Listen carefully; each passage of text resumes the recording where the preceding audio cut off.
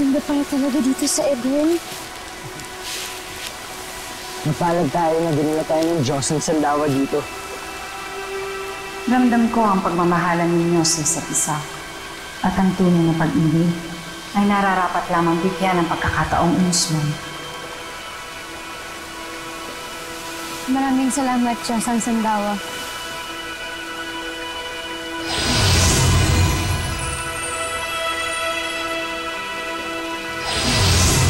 Wala nga naman.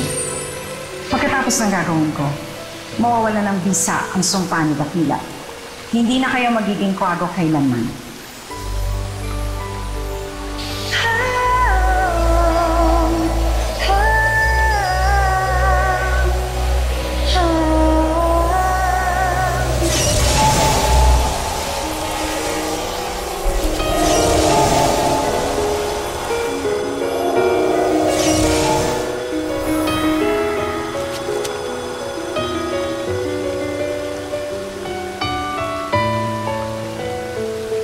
Please, bagay na bagay dito ang kagandahan mo sa Edhem.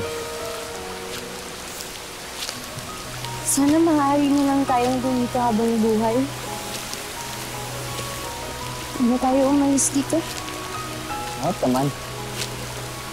Natatakot kasi ako na makapagbalik natin pag hiwalay na naman nila tayo. Hindi ka nag-isip ng ganyan. Mabuti pa, sulitin lang natin ang natitira nating oras dito sa Edhem. Tama. Mabulin mo muna ako. Uy! Uy, Luis, mag-ingat ka!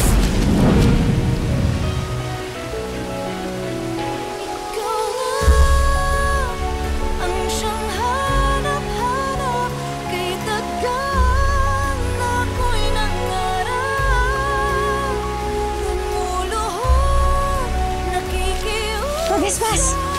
Halika, maligo tayo! Bakit? Maganda yung tubig! Halika! Hindi. Sige lang, sus, ikaw na lang. Papanoorin na lang kita. Vespas! Malamig yung tubig ko! Ikaw na lang. Kaya mo na yan. Sige na, lumungan ka na. Halika! Lang, sus, papanoorin na lang kita. Bakit ayaw mo? Hindi ako marunong lumangoy. Ayaw mo? Ayaw ako.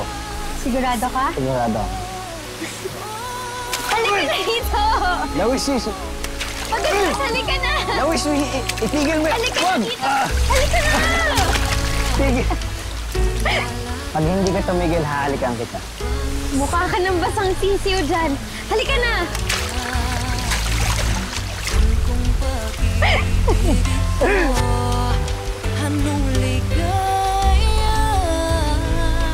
Lawis, sus. Mahal mo ba ako?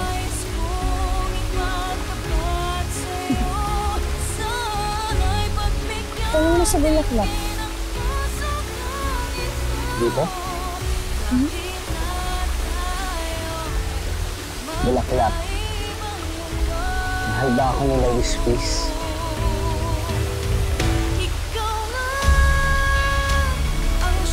Oo. Hindi. Oo. Hindi.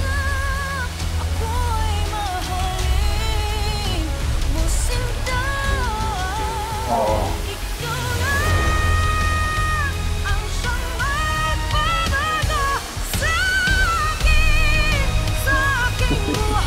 Napakasarap pagmasdan ng dalawang taong nagmamahal.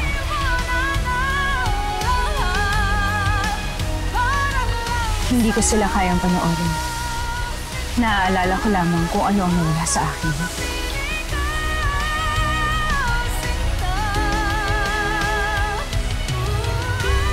Pagaspas, Luis, hali na kayo.